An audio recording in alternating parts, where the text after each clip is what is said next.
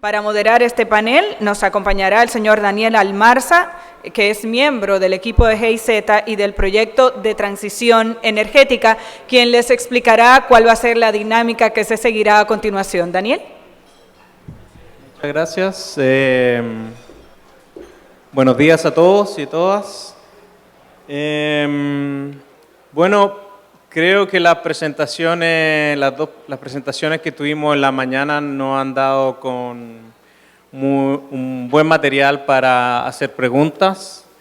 Vimos un poco la experiencia de Alemania, los temas que están, el estado actual del Caribe y de República Dominicana. Entonces aquí está la oportunidad también para hacer hartas preguntas, a pesar de que hay algunos tópicos preparados. Entonces, sobre nuestro panel se llama El futuro para la integración de las energías renovables en el Caribe. Y para esto necesitamos entrar en dos temas grandes: la política energética y una planificación de largo plazo. También tenemos otros temas que queremos abordar, pero vamos a ir dando espacios, una vez que vayamos entrando en cada uno de estos temas, vamos a ir dando espacio para preguntas. Así que a medida que vayan saliendo las preguntas, pueden ir levantando su mano y alguien del staff se puede acercar, ¿no es cierto?, para que les pasen el micrófono. Bueno, también vamos a hacer gran parte del panel en el inglés, ya que han habido algunos problemas aquí con la traducción simultánea. So, I was just introducing the panel. I want to start with maybe a brief introductions about yourself and where you come from, and your institutions and the topics that you're working on right now. Maybe you can start here. Hello, good morning. My name is Peter Johnson, and I'm from the Office of Utilities Regulation in Jamaica. And we were recently responsible for all the procurement of generation, including the last batch of 115 megawatts of renewable energy through renewable generation. And we were responsible also for the planning that led to that. And even though that has now moved to the Ministry of Energy, we do still look at things such as the rates and the standards, and of course making sure that all the responsibilities, the financial responsibilities, as well as the reporting is taken care of to make sure that the grid is functioning as it should. In terms of the future, we are looking at improving our percentage from where it is now, which is roughly almost 15%. We are looking at going to 30% by 2030, and so plans are in gear for that. How we're doing that, we're actually looking at the development of an IRP, an integrated resource plan, that should consider all our options going forward. Okay. Thank you. Okay. Yeah, well, my name is Albrecht Tiedemann. I'm from Renewables Academy. We are located in Berlin. We cooperate with partners in more than 140 countries. We trained about 12,000 people during the last 10 years. And I'm specialized on grid integration of renewable energy. This is the topic I'm working on for the last 10, 15 years. I worked some years for the German Energy Agency, and there I organized 2 national grid integration studies. And the topics that we discussed in the morning, yes, they are very interesting. They are the same all over the world. And when we look into the future, we extend our training offers either via an online academy or face-to-face training, or a combination of both on these topics. Yeah, and I'm looking forward to your questions also. Good morning. Buenos dias, señoras y señores. I'm Cornelia Schenk. I'm Sustainable Energy Expert at the Caribbean Center for Renewable Energy and Energy Efficiency. We are a rather new institution, so we received legal personality in May 2018, and we are hosted in Barbados.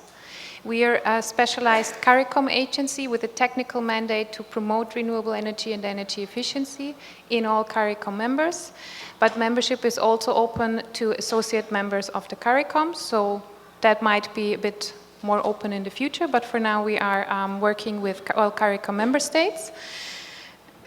We recently defined our vision in November last year as to transforming the energy landscape into a climate resilient, sustainable and affordable energy sector focused on improving the lives of our people. So that is a strong focus for us. We work along 3 strategic priorities, which are to create in the Central and Market Intelligence Repository and the CARICOM Energy Knowledge Hub, which some of you might heard about, will be hosted with our institution.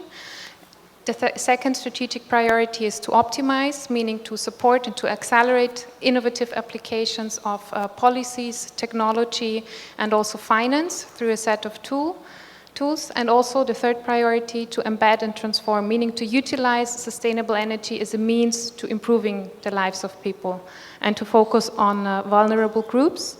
So part of our portfolio will be an energy access program and focusing on mainstreaming gender and youth issues, but also taking regard of other vulnerable groups in any project that we are implementing.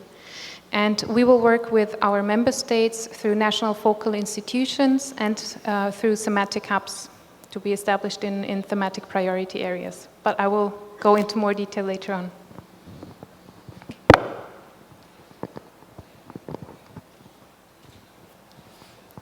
Hello.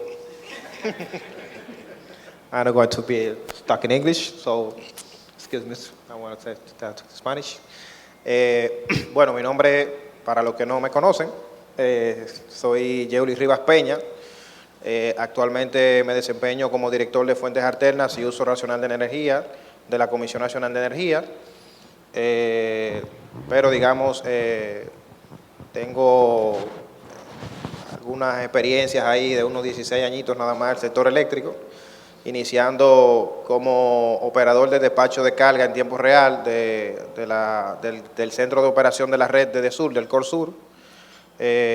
Luego paso al organismo coordinador del sistema eléctrico por un espacio de 6 años, donde ahí me desempeñé como ingeniero de estudios. Luego paso a la Comisión Nacional de Energía como encargado de la División de Energías Renovables en el 2010-2012. De ahí regreso a EDESUR como subgerente de mercado spot, dándole seguimiento a las variables del mercado mayorista. Luego en el 2013 paso a EDESTE como gerente de compra de energías, donde ahí entonces ya nos involucramos mucho en los temas de los contratos, seguimiento a las variables económicas también del sector y, digamos, involucrados en el proceso de licitación, de la licitación realizada en térmica en el 2016, conjuntamente liderado por la Corporación Dominicana de Empresas Eléctricas Estatales. Y también durante mi desempeño en EDESTE también ejercí otras funciones como miembro del Consejo de Coordinación en representación de las empresas distribuidoras, del organismo coordinador, también representante del Comité Técnico del Consultivo de Seguridad del CENI, también como representante de la empresa distribuidora, coordinador y representante también del Comité Deliberativo. Y como experiencia académica, pues soy profesor por más de 10 años en la Universidad Tecnológica de Santo Domingo, INTEC, y actualmente también estoy impartiendo clases de maestría y posgrado en la Pucamaima. Dentro de las funciones, obviamente, el tema asociado a la integración de fuentes renovables, pues el que me conoce sabe que es un tema que me apasiona. Y nosotros, digamos, desde la Comisión Nacional de Energía, evidentemente, uno de los aspectos, de los retos que tenemos es el implementar y, vamos a decir, poner las reglas claras con respecto a la regulación vigente, a las discrepancias que existen con la normativa vigente, sobre todo en la Ley 5707, que si bien una ley para incentivos de desarrollo de fuentes renovables, pero al margen de lo que tiene que ver con las reglas comerciales y el despacho económico, pues obviamente existen algunas ambigüedades que desde la comisión hemos estado trabajando para realizar propuestas, sobre todo con normativas complementarias y normativas administrativas, en lo que evidentemente se somete ya a una regulación, digamos, más acabada hacia el Poder Ejecutivo. Obviamente también vemos los temas asociados a la autoproducción, medición neta. Digamos, ahí ya mi compañera Mercedes Arias, que es la que está por acá, es la que básicamente tiene en su responsabilidad esos temas, pero siempre lo trabajamos también de forma conjunta. Entonces, aquí estamos. Perfecto. Bueno, y colaborando con el proyecto de transición energética de la GIZ.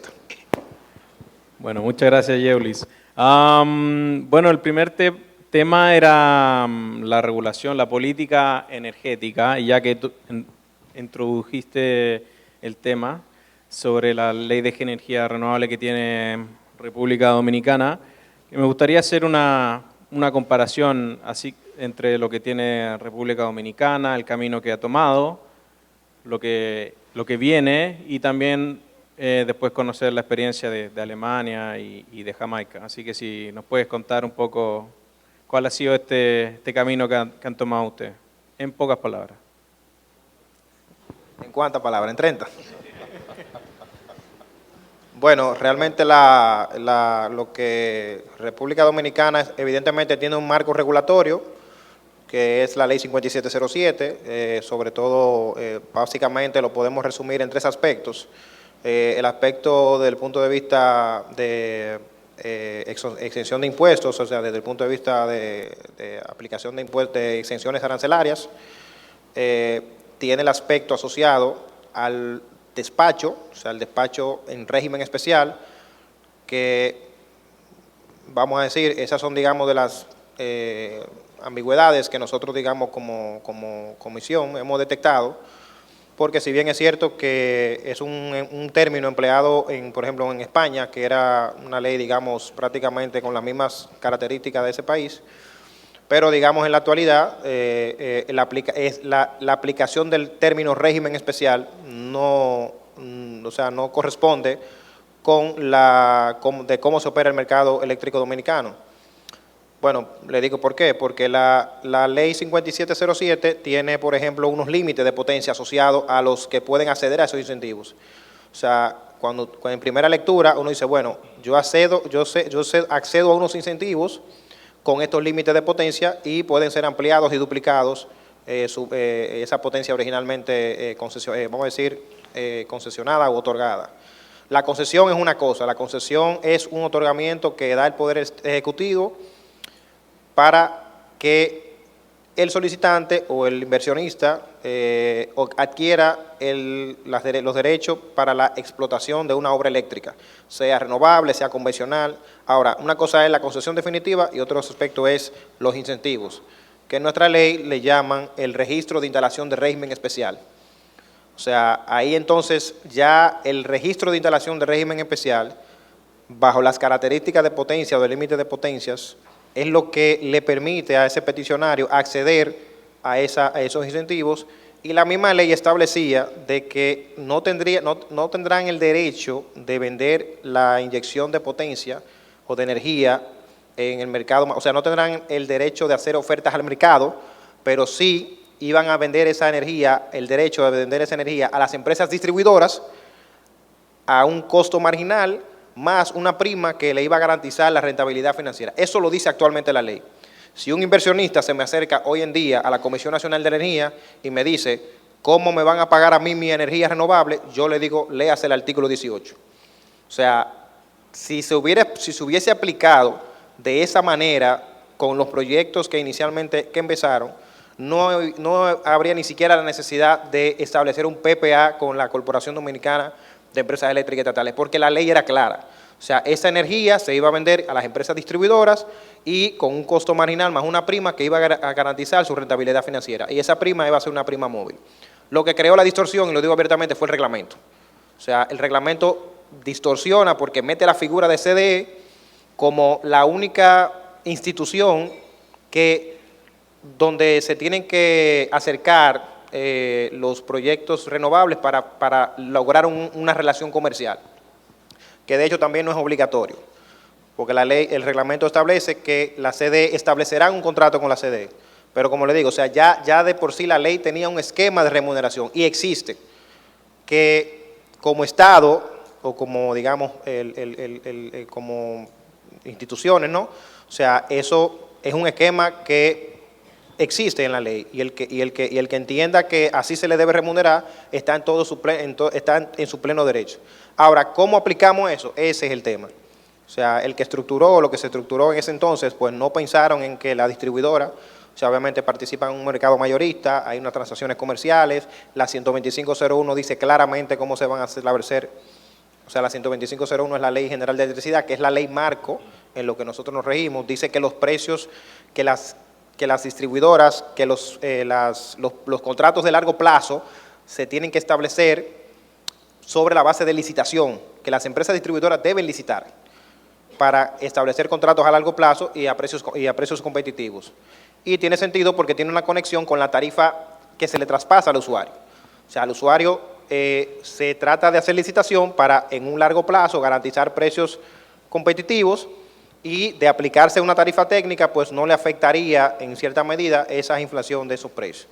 O sea, si nos vamos a cómo se han firmado los renovables hoy en día, los PPA, cómo se han firmado hoy en día, evidentemente, si yo le digo al cliente, yo te voy a traspasar esos precios, evidentemente nadie va a querer renovable. Y ahí voy un poquito como monólogo, en el sentido de que nadie quisiera renovable si supieran a qué precio se le está traspasando el costo hoy en día.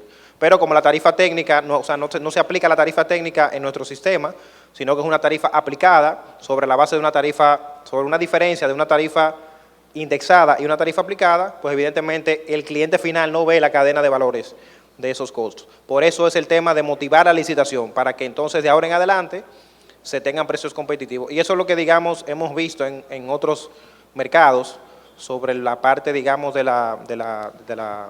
mercado desde el punto de vista comercial. Desde el punto de vista operativo, Alemania, evidentemente, una cosa, digamos, de lo que me cambió el paradigma es de decir no gestionables. O sea, para mí ya esa palabra no existe.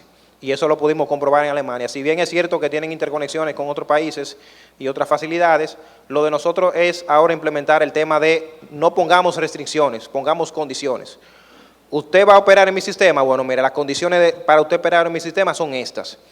Si por límite de transferencia de la red tenemos que limitar las inyecciones renovables, bueno, ya usted sabe que aunque la ley establece que tienen preferencia en la programación, no en el despacho, que una cosa no tiene que ver con la otra, en algún momento, por seguridad del sistema, yo tengo que recurrir a la limitar. Primero, tomo acciones en las plantas térmicas si se puede, pero de no poderse y las condiciones de inseguridad imperan en la red, entonces yo tomo acción en la renovable. Esa es la acción.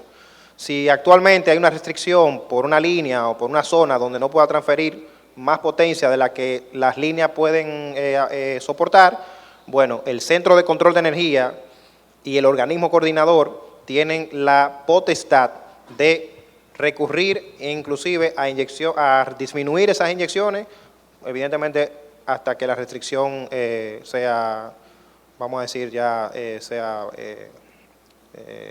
resuelta. No sé si algo más quieren que agregue. No sé si quiere agregar algo más. Sí, no, bueno, si me dejan, nos vamos mañana. No. Pero obviamente esa es la experiencia que pudimos, digamos, un grupo de profesionales que viajamos en Alemania y casualmente tengo que ser, digamos, honesto, porque cuando la primera vez que yo estuve en la Comisión Nacional de Energía en el 2010, la primera vez también yo fui a Alemania. Y solamente con la poca experiencia que pude adquirir allá, a nuestro regreso, elaboramos un procedimiento complementario, que es un documento que casi es muy de desconocimiento. Prácticamente es como el primer código de red que se estableció en ese entonces, donde esas ambigüedades que no estaban muy establecidas, muy claras, en el reglamento de la 5707, ese procedimiento que fue una participación masiva de todos los agentes del mercado, o sea, ahí hubo representantes inclusive, no teníamos ni siquiera los cocos cuando se hizo el reglamento, ya los cocos estaban, digamos, en avance de construcción, pero ahí participamos todos los agentes del mercado y logramos sacar ese producto y se establecieron por lo menos las primeras reglas que todavía el organismo coordinador tiene y toma varias premisas de esos artículos que previmos de las situaciones que se podían detectar. Y una de ellas es esa, de que evidentemente en la programación, como había una contradicción en la ley de que las no gestionables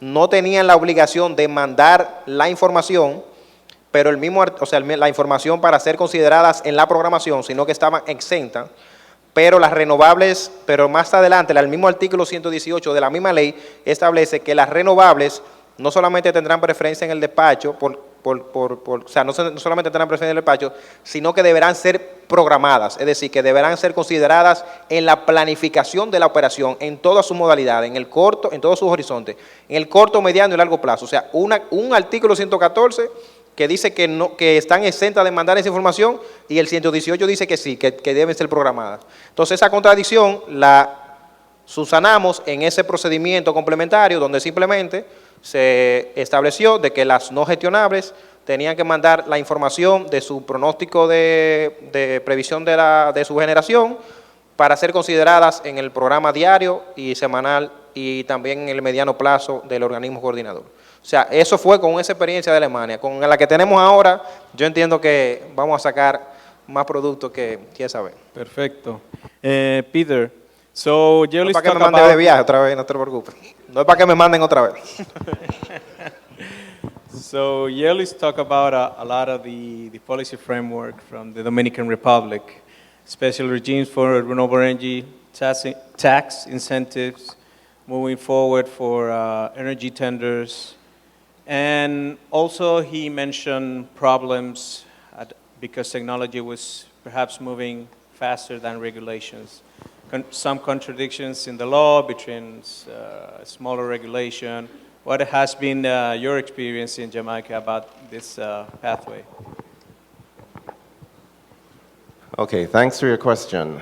In Jamaica, we had a slightly better situation.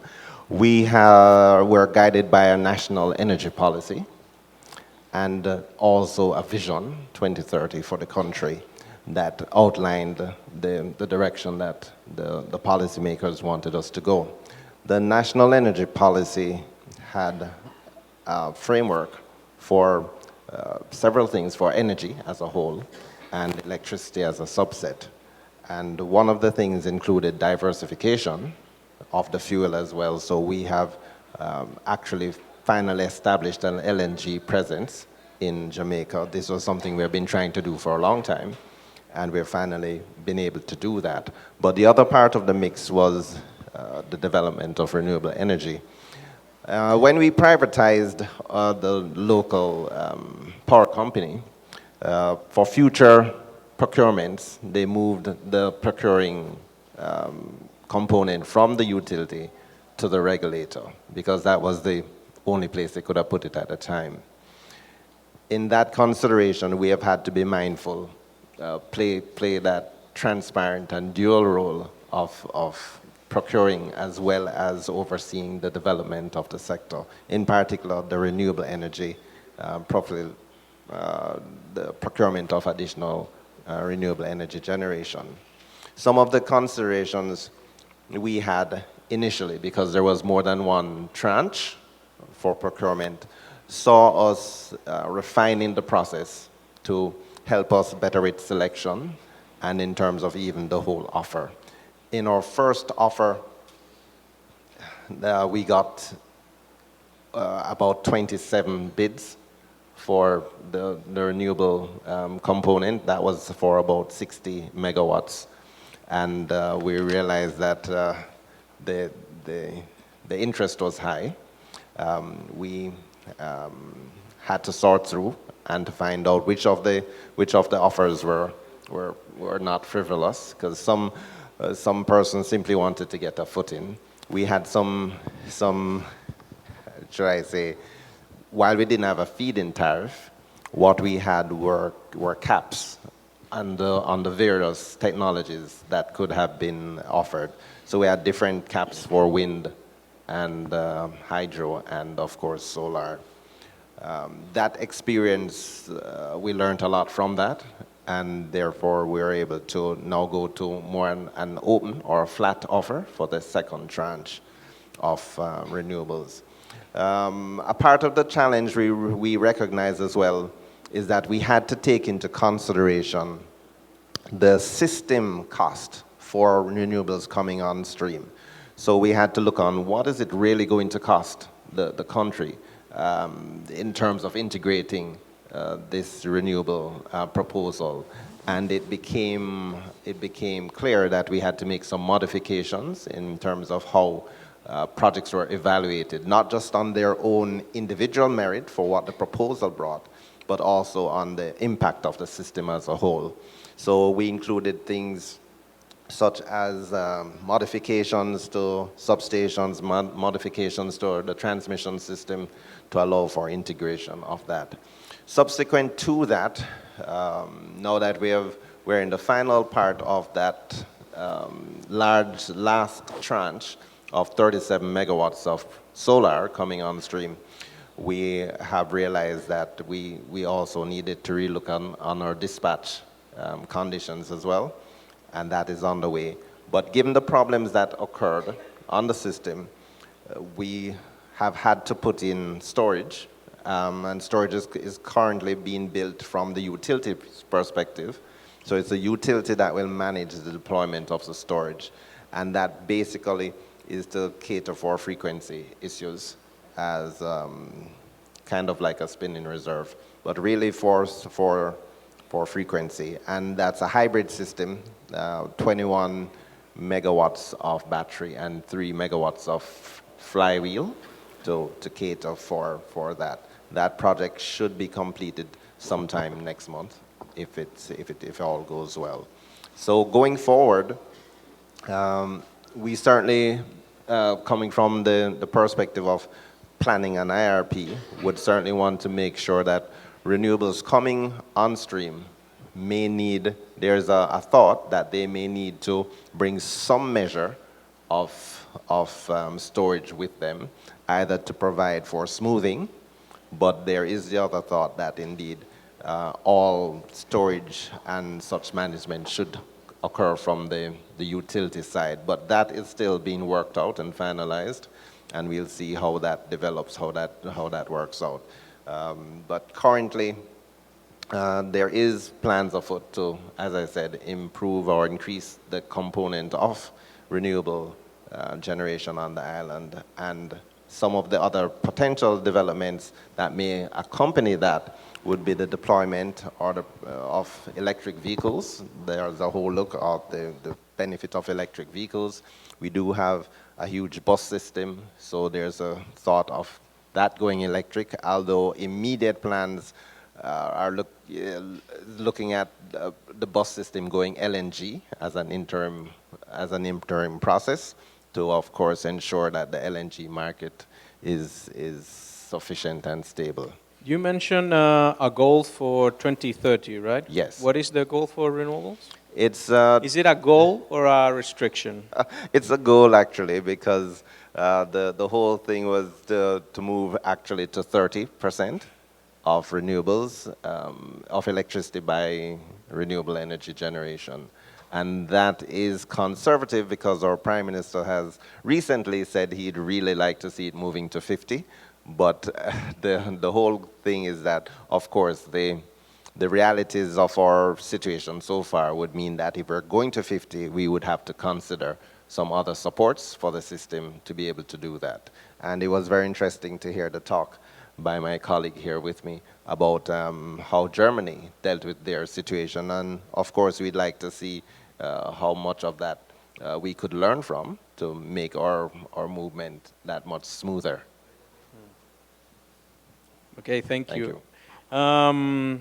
Cornelia, so Yeldis already mentioned the Dominican Republic perspective, also some perspective for Jamaica. I don't know if maybe you can mention some of the policy framework or the action activities that are going to be occurring in the Caribbean Center for Renewable Energy Efficiency Center. Maybe one important point to mention here is the CARICOM Energy Knowledge Hub, which will be a data and intelligence repository and hosted with the CCRI. So this will not only provide information on renewable energy resources, such as a GIS-based resource atlas, energy sector information and intelligence, different types of data and knowledge. We want to establish a community of practice. So actually there is a lot of very valuable experience and insights, as you mentioned, from the Dominican Republic, from Jamaica, and from other countries, which merits to be shared, which is what we are doing right now at this forum.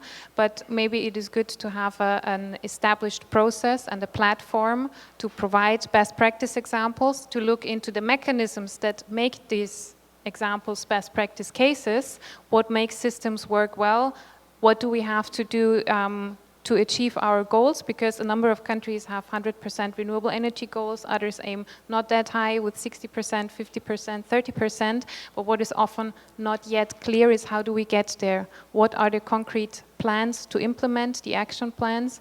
And with a institutional knowledge hub, a data repository and related services, capacity building linked to that in cooperation with established institutions in the region and above, that would help a lot in the decision making and in the planning.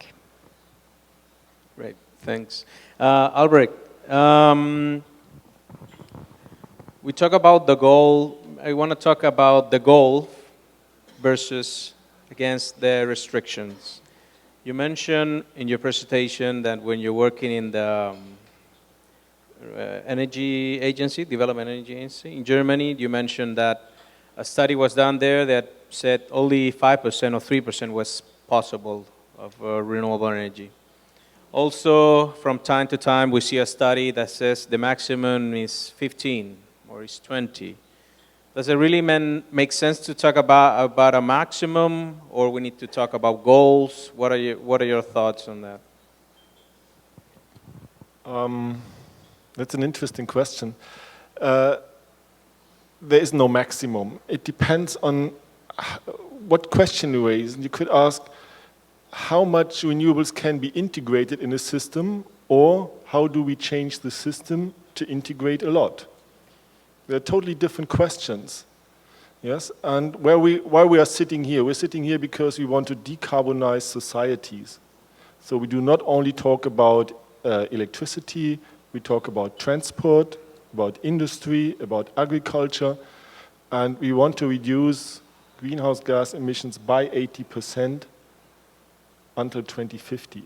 So for Germany has this target, and Germany had a lot of different governments, but they all said, yes, total reduction of greenhouse gas emissions by 80%. When we are successful, we will reduce the global CO2 emissions by 1.8%. So of this 80% cake, we can just cut out 1.8% because Germany is a strong economy, and therefore it needs contribution by many, many partners. And when it comes to energy policy, then what my experience is, besides looking at different sectors, we need a long-term strategy. So it will not help to have a strategy for the next 5 or 10 years. Investments in the energy sector are very heavy, and they are long-term investments. Every investment of today is an investment for the next 20, 30, 40 years. So when we decide to build something next year, we are already in the year 2060. Yes, because we will have these assets for the next years. So therefore we need this long-term strategy. And regarding your questions, is there a maximum?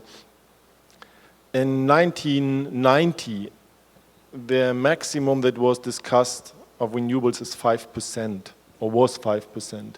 In the studies, when I was working for the German Energy Agency, we looked on 20% and on 30% renewables, but not as a limit. We asked, how do we have to adjust the grids?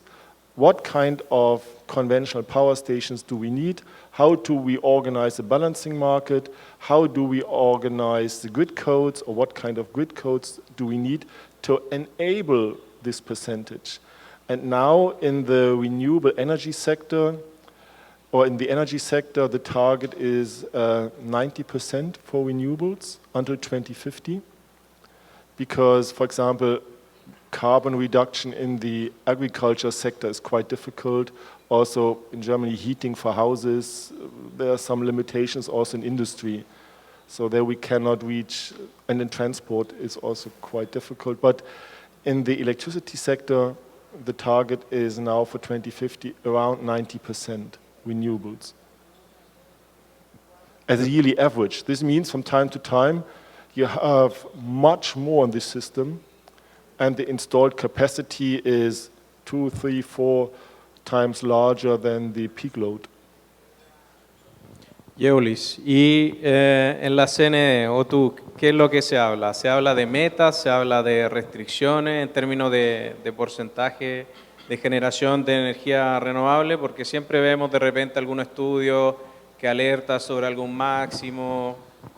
¿Qué opinas tú sobre eso?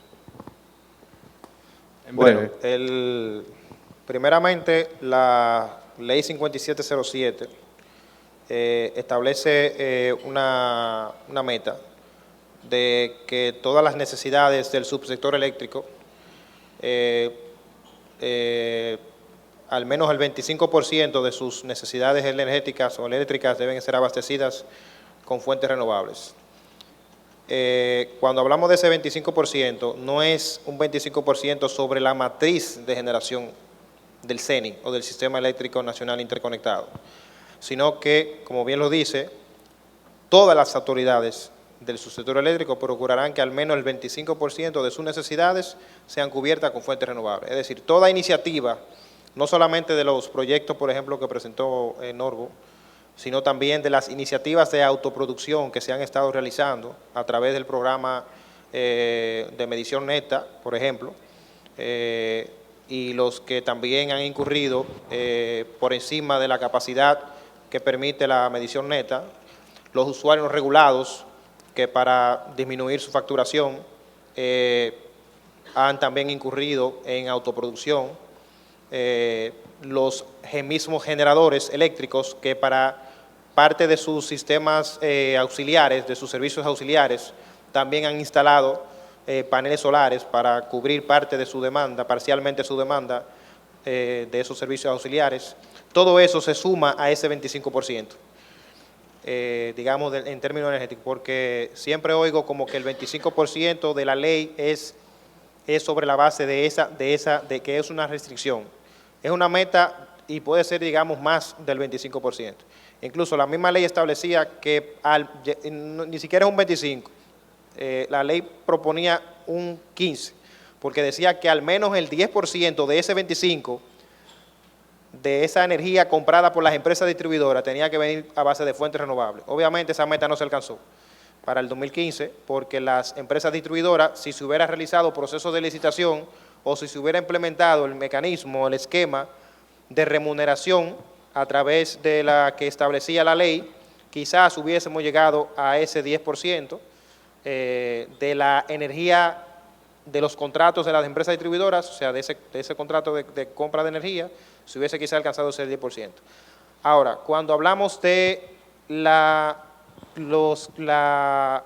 el porcentaje de máxima inserción de fuentes renovables, nosotros en la Comisión Nacional de Energía no estamos hablando de un número, sino de determinar desde el punto de vista técnico, como lo hemos visto, porque como estamos en una transición energética, mi concepto de la transición energética desde el punto de vista del sistema es que estamos pasando a un sistema altamente inercial, o sea, compuesta de un sistema de alta inercia a un sistema de poca inercia representado por convertidores electrónicos.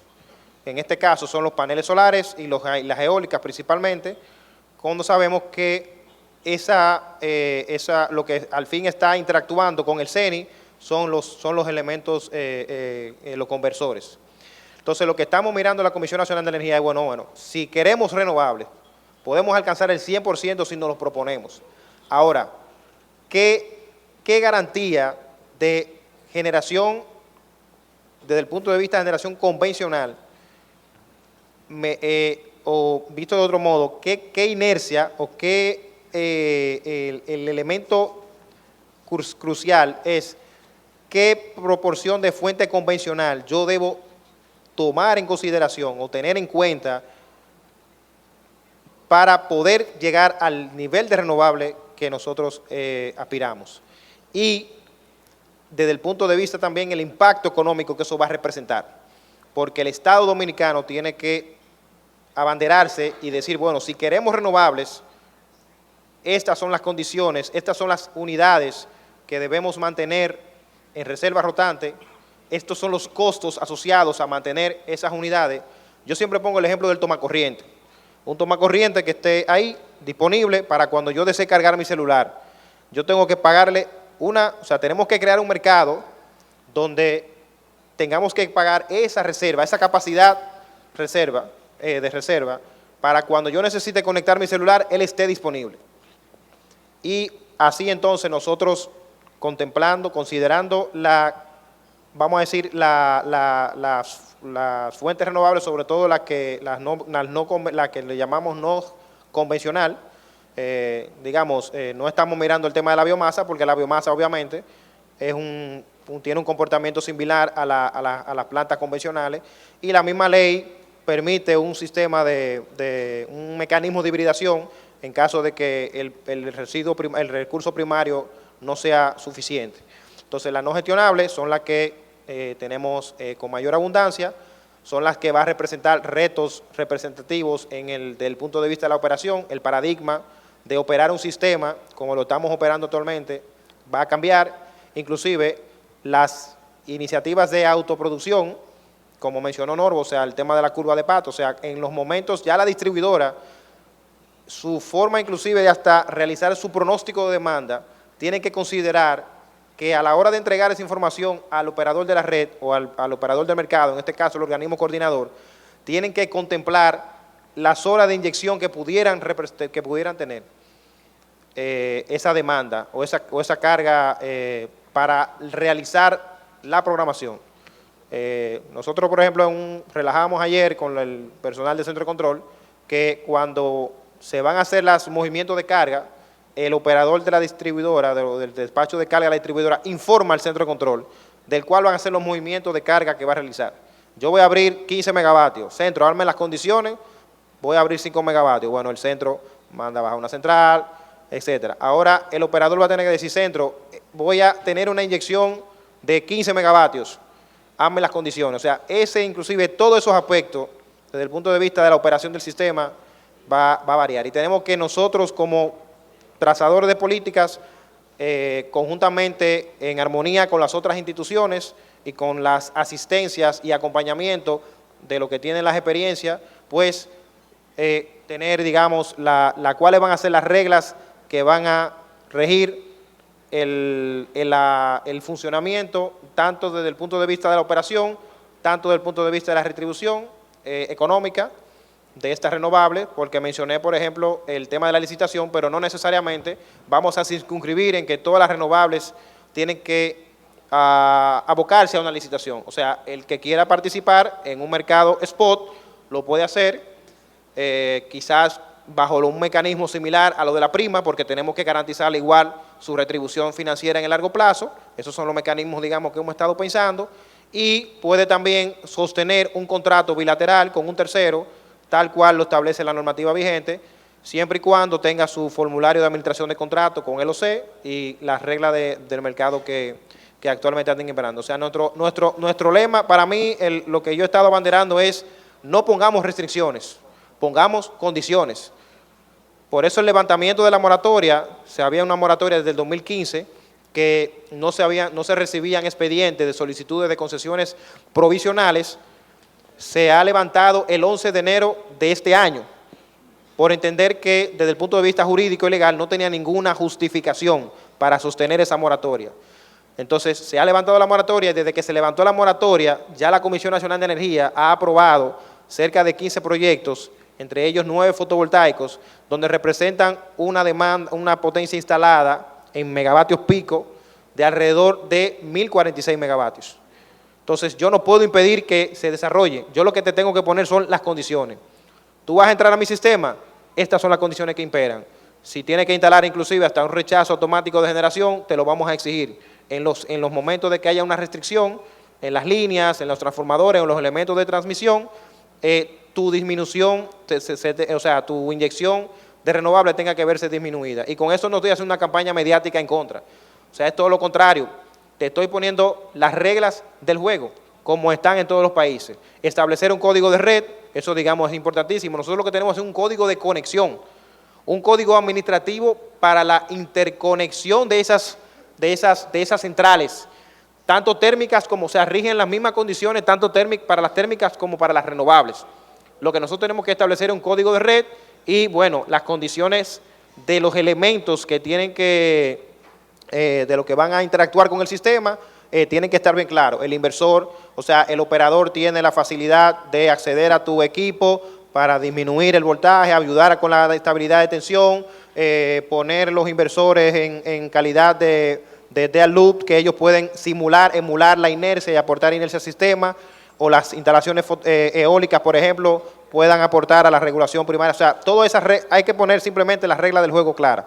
Eso, digamos, es lo que yo, desde el punto de vista, pienso. Perfecto. Bueno, vamos a dar la oportunidad tenemos tiempo para varias preguntas aquí del público, así que solamente levanten la mano y hay un par de micrófonos circulando dentro de la sala. ¿Ahí hay una pregunta? Sí, buenas. Sí, sí se puede presentar. Buenos días, Maritza Rodríguez. Una pregunta de que tiene que ver con el tiempo de los permisos, que me gustaría conocer, aunque no se extienda mucho, yo sé que no hay tiempo suficiente para explicar en detalle, pero por lo menos conocer el tiempo y qué instituciones intervienen, porque en algunos países es complicadísimo y bueno, en Perú y en otros, inclusive en República Dominicana, llaman permisología, como si fuera la ciencia de los permisos. Entonces, un poquito conocer cómo el tiempo que toman sus instituciones y qué instituciones intervienen para estos permisos de energías renovables. Gracias. Perfecto, comenzamos con República Dominicana. Bueno, si se refiere exclusivamente a los proyectos de fuentes renovables, la misma ley 5707 en su reglamento de aplicación da a partir del artículo 24 hasta el artículo 50 y algo, establece las condiciones, el tratamiento administrativo tanto de las concesiones provisionales como las concesiones definitivas. Evidentemente, desde el punto de vista de la concesión provisional, pues hay unos plazos que establece la misma ley de unos 30 días para dar respuesta a esa solicitud, pero en el caso de la concesión definitiva, pues ahí es que se complica un poco, por lo que usted acaba de expresar, de que para optar por ese otorgamiento para ejercer la actividad de generación a base de fuentes renovables, intervienen ciertas instituciones que igualmente tienen exigencias de permisologías. Desde el punto de vista de la concesión definitiva, cuando llega allá a la comisión, se le emite en 10 días a la Superintendencia de Electricidad, para que la Superintendencia de Electricidad, en un plazo de 45 días calendarios, dé respuesta de una recomendación favorable a la Comisión Nacional de Energía para el otorgamiento o no de esa concesión. Y luego la Comisión Nacional de Energía tiene otros 45 días para evaluar, modificar, aprobar o rechazar esa solicitud, y si se requiere alguna información adicional, se le solicita al peticionario y el peticionario tiene 20 días francos para depositar la información adicional que en dado caso de que surgiera. Luego entonces ahí viene el tema de que cuando la Comisión Nacional de Energía emite esa recomendación favorable, entonces esa recomendación favorable se la hace al Poder Ejecutivo. Entonces ya ahí el Poder Ejecutivo es el que no tiene un plazo, no tiene un establecimiento de plazo para pronunciarse sobre esa pronunciación. ¿Qué estamos haciendo? ¿Hay espacio entonces para simplificar un poco el proceso o no? Sí, eso es lo que quería comentar. Como hay varias instituciones que intervienen, Obras Públicas, Ministerio de Medio Ambiente, por ejemplo, interviene ¿cómo se llama? La de Turismo, el Ministerio de Turismo, evidentemente la misma Superintendencia de Electricidad en el momento de que se va a hacer la interconexión, la fase de interconexión, el organismo coordinador, o sea, lo que se quiere al final de cuentas es que desde el punto de vista de la tramitación, a través del proyecto de transición energética y digamos, liderado por también mi compañera Mercedes, lo que queremos hacer es establecer el establecimiento de una ventanilla única que simplifique, óigame bien, que simplifique los procesos de tramitación de las concesiones. Cosa de que si una solicitud, un expediente donde se requieran los planos del proyecto, que también lo requiere Obra Pública, que también lo requiere Minarema, que también lo requiere Turismo, bueno, ya desde esa ventanilla única, ese documento ya tiene un checklist para todas las instituciones. Que cuando ya va inclusive a otra institución, ya ese documento se ha vencido el plazo, o sea, se le ha vencido la fecha de emisión de ese documento y el peticionario tiene que sacar otra vez ese mismo documento. Lo que se quiere es, ya por ejemplo, con el apoyo de Charlie de la Rosa también, del proyecto de transición, ya nosotros hemos identificado solamente lo que tiene que ver en los aspectos de títulos de los terrenos, alrededor de 7 o 8 instituciones que piden la misma información. Es un trabajito, no es un trabajito fácil, pero la idea es que evidentemente queremos, por lo menos si logramos eso, creo que un 70% del problema estaría, digamos, solucionado. Ya hay otros aspectos que se nos escapa de la mano, los ayuntamientos y eso, que eso es, cada municipalidad tiene su particularidad en cuanto a eso. No creo que cabe dentro de ese proceso de ventanilla única. Perfecto. ¿Más preguntas? Peter, so it is about the same question about the how much time does it take to build a project in Jamaica, for example? Can you give us how difficult, how easy is to develop a project there?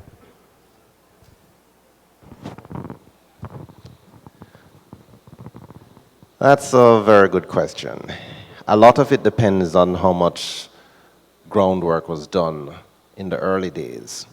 In fact, a part of the lessons we learned in tendering for projects was to make sure that we gave sufficient time for projects to properly develop their proposals. Because one, we wanted good proposals, and we recognized that there were some constraints in going through all the various agencies that the persons needed to do. In fact, because we had strict requirements about projects having proper access or rights to the sites that they were quoting, we wanted to make sure there were real provisions in place. Persons would have to not only identify the sites, but they also needed to provide or to assure us that they had done sufficient research in terms of getting the data that would supply their project in terms of the resource that they were planning to use. So we wanted to ensure that we got good proposals, reasonable proposals, and for that we moved our procurement time, or the time for persons to prepare their projects, up to 6 months, to allow for sufficient time to do that. Because we also require a preliminary environmental impact assessment. So there are quite a few loops to jump through in terms of getting all your information together and, of course, making your proposal. In terms of actually carrying out projects, we have seen where projects typically come to fruition in 2 years, and some even sooner, but that's about the ballpark in time. Permits, while they can be problematic, again, it depends upon how well you have selected the persons or the representatives to do your groundwork, your legal work, and to, of course, work through the various agencies that are involved. The biggest challenge is, I think, with going through customs, where even though we do have some concessions, it can be tricky identifying the items that are only for renewable projects, as some things can be used in more than one agency, as one could imagine. So sometimes it's a little tricky there to pin down what exactly is a component of a renewable system. But it has worked for the projects we have already implemented. 2 wind farms and now 2 solar projects.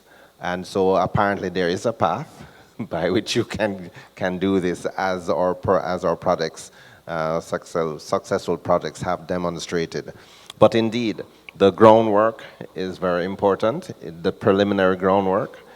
So what might be useful is for countries who may have information or a database or something that persons could access that could help them to get a better feel for what are the things they will actually need to do, what are the agencies and the touch points they will actually have to go through to help potential investors actually traverse that path. But it can be significant, but we try and assist by making sure that the responders have sufficient time to do their groundwork before the project starts. Okay. Albrecht, Cornelia, what experience, recommendations can you give in this topic? You know, there is, as we talked about earlier, regulation a little bit behind the advances of renewable energy. Here, Jean-Louis was talking about simplifying the procedures to develop a project. What are some of the experience, lessons learned that can be transmitted? Yeah, well, the simplification of the licensing procedures or the permit procedure is really an important topic because it makes life easier for the investor, saves a lot of money, but also for the authorities. Yes. And what good experiences is if you have a so-called one-stop office approach, that one authority organizes all the license. So you go to one office, this is your major counterpart or your focal point, and they organize all the licenses you need and all the documents for this. And when we look at the time frame, it's the license for the plant itself. So therefore, onshore wind, I would say it's in the range of 0.5 to 1.5 years. For offshore, 2 to 3 years, because when you're 40, 60, 80 kilometers in front of the coastline, then it's more advanced. What helped a lot was spatial planning. So the local authorities publish maps, and they say in this area, probably the conflicts are very low. And this exists for all counties all over the nation in Germany, but also for offshore. And then the third thing is grid connection agreement. This was for a very long time a time-consuming part. And then the government introduced a certification scheme. And this accelerated the procedure, because now we have standardized inverters. We know the wind farm, the wind turbines, the PV inverters fulfill the grid code requirements. This is double-checked by independent bodies. And for small rooftop PV, it takes some weeks to get the license from the grid operator. And for larger projects, it can be a bit more ambitious. It's a bit more complicated, but it's also not a big topic. And this system with a certification scheme took a lot of workload away from the grid operator, because the task of the grid operator is to operate the grid and not to check whether some technical devices fulfill certain requirements or not. What they do at the end is a compliance test.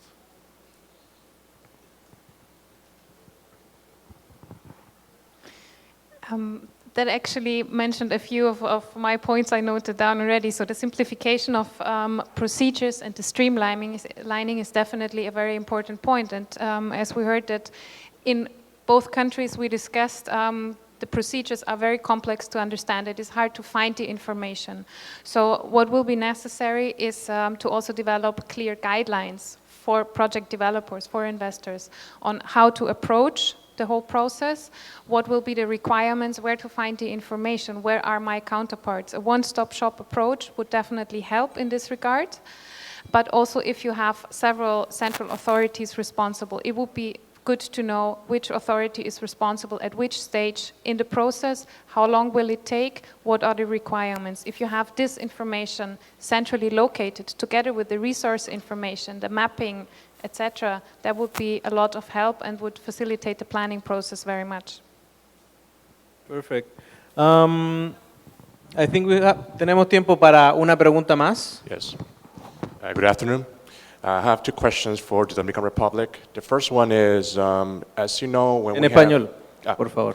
Bueno, para la República Dominicana, sabemos que la distribución aquí en la República Dominicana no es muy buena y cuando tenemos energías alternativas necesitamos tener una distribución estable. ¿Qué hace ustedes para remediar esta parte? Porque veo que hablan mucho del cliente, pero hay que tener una responsabilidad de su parte también con esto. Porque considero de que es importante que tenemos 8 horas de luz, por ejemplo, en el lado de paneles solares, y hay que aprovechar esta energía que nos da 8 horas, depende del día, lógicamente. Ustedes tienen una tecnología como en Jamaica que tiene capacidad o storage para cuando no haya distribución. ¿Tienen esa parte?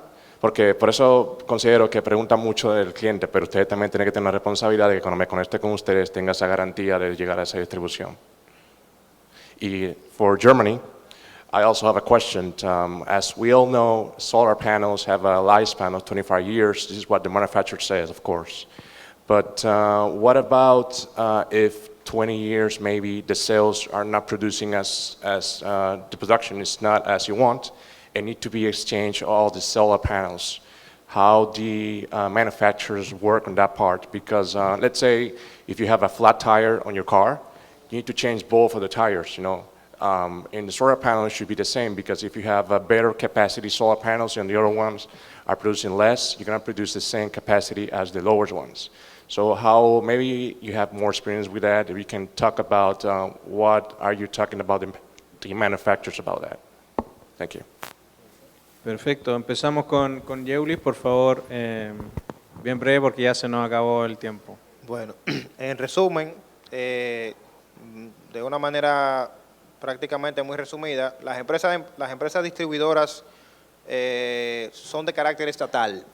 Nosotros tenemos 5 empresas distribuidoras interconectadas actualmente en el sistema, donde hay 3 que son estatales y 2 que son privadas. Es en este caso de Luz y Fuerza La Terrena y el Progreso del Limón, que se interconectaron al CENI desde 2015 aproximadamente. Las empresas distribuidoras estatales, obviamente, las interrupciones programadas que ellas realizan es por un tema financiero. O sea, obviamente no pueden abastecer, le cuesta más abastecer la energía que dar apagones. Entonces, sí se está trabajando en un programa de reducción de pérdidas y captación de clientes. Evidentemente, las metas, por los números que la misma CDE publica en su página, en su portal web, por lo menos han avanzado, han tenido un avance representativo. Hay inversiones que se han realizado en las redes de distribución para mejorar también la calidad desde el punto de vista de las pérdidas técnicas, aunque tenemos pérdidas no técnicas que se representan en técnicas comerciales, técnicas, digamos, del hurto de la electricidad. O sea, siempre hemos abocado, digamos, desde que cuando yo estaba en la distribuidora, de que el que se sorprenda, vamos a decir, robándose la luz, pues entonces que sea sometido a la justicia. O sea, el que se roba un salami y el que se roba 10 millones de pesos, al final de cuentas es un robo. O sea, y el que se roba la electricidad, te puedes estar seguro de que si se realizaran medidas más sancionadas, más desde el punto de vista más severas en esos aspectos, también sería un respiro. No digo que eso resuelva el problema, pero también serían unas medidas más apropiadas para que las empresas distribuidoras puedan recuperar ciertas y tomar acciones en esos aspectos.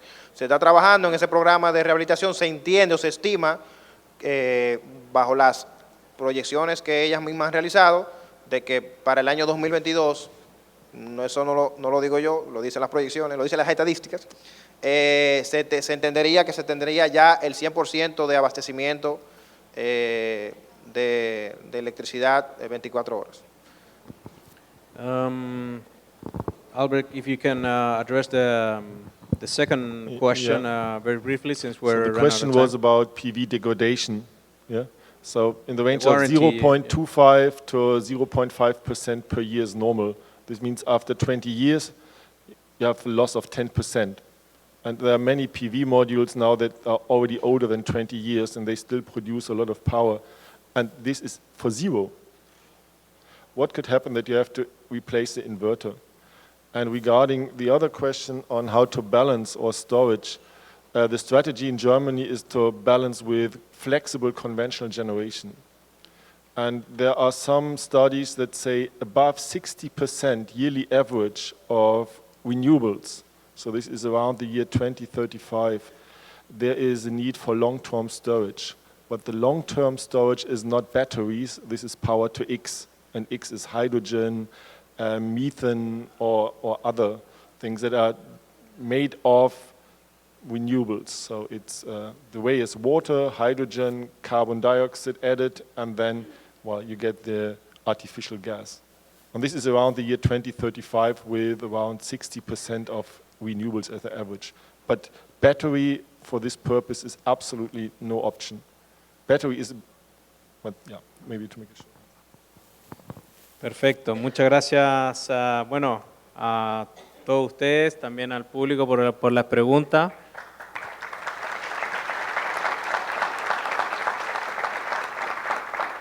Y bueno, le damos paso al próximo presentador.